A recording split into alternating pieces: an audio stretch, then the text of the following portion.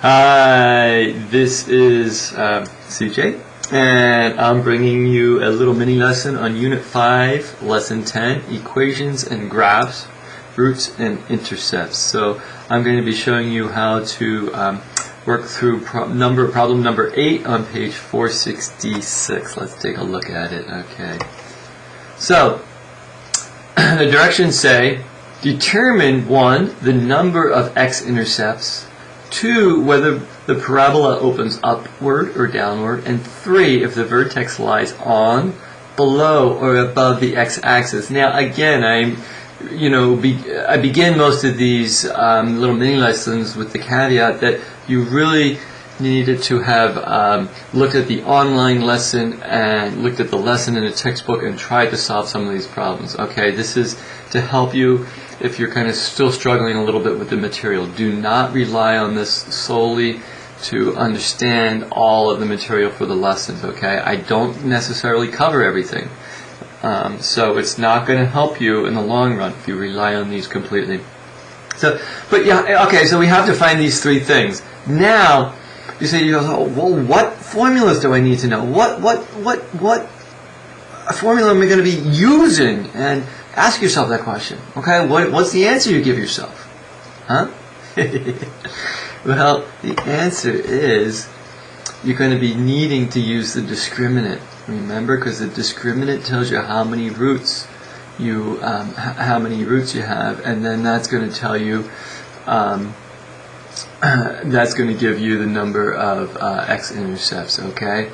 And the other thing you need to remember is that we need to make sure that the equation has been transformed into this format here, y equals ax squared plus bx plus c, because we need to pick off the coefficients of the quadratic, of the coefficient of the variable with the square, and we need to pick off the coefficient of the variable raised to the first power, and then the constant. So let's start with that and label all the pieces. Okay, so we have we have y equals 10x squared minus 6x minus 3. So a equals 10, that's the coefficient of the quadratic. B equals, remember, it's a negative 6, that's the coefficient of the linear term. And then C, the constant, equals negative 3. We've had a lot of practice with this. So let's plug these values into the discriminant. And so it's going to be negative 6 squared, look at how I use the parentheses there, minus 4, continue to use the parentheses, they are really helpful, times C, which is negative 3. Okay, negative 6 squared is 36, right? Now check this out. We have a negative here and a negative, and since this is all multiplication, a negative times a negative is just a positive, right? So then we have 4 times 10 is 40. 40 times 3 is 120. And then 36 plus 120 is 156. Okay, so the discriminant is a positive 156 based on the information we had from page 456. We know that there are 2 real roots. They're going to be irrational roots, but there are 2 real roots. And because we have 2 real roots, then the number of x-intercepts is going to be equal to 2. Okay, so the answer to number 1 is 2. Now, so again, this is math, and math is amazing because we are all of a sudden going back to lesson 4, and you're relying on using the information that you had from lesson 4. So if you didn't quite learn lesson 4, you're going to struggle with this. If not, you really need to go back and nail down lesson 4. We use the discriminant to figure out how many real roots we have.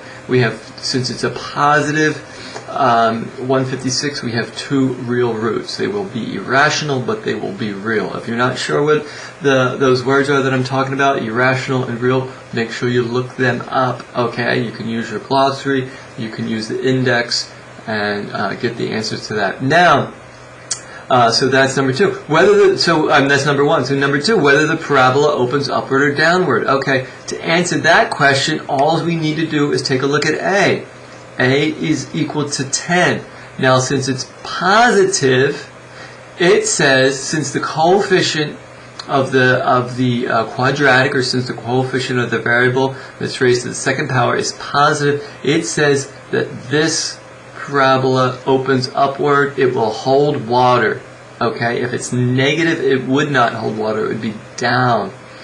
Now, if the vertex lies on or below the x-axis, okay, well, if we know we have 2 real values for for the x-intercepts, right, we know we're going to have 2 real values, then that by default the vertex, which is this part down here, remember the vertex is the the very bottom of the parabola, then so we'll just pick any 2 points. We'll say here and here. Suppose these are the 2 points, and we know that this opens upward. The only way, the vertex has to be down here, right? So that's the only way, the only kind of picture we can have. So whether the parabola opens upward, so we say it opens upward, we got that, and the vertex lies on, below, or above the x-axis. It lies below.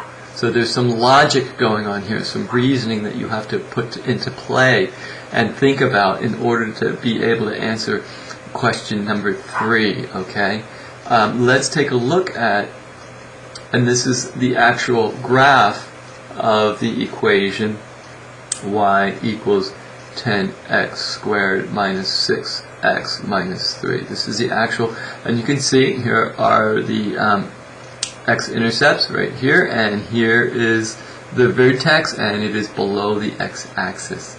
So, and it opens upward. Okay. Now, what I'd like to do is give you an opportunity to earn some extra credit. So, if you watch this video and you found it helpful and you learned from it, I want you to go to page 466, solve problem number 10, K-mail me the answer, and I will award you 4 points of extra credit. Okay, hopefully you found this to be helpful. Bye.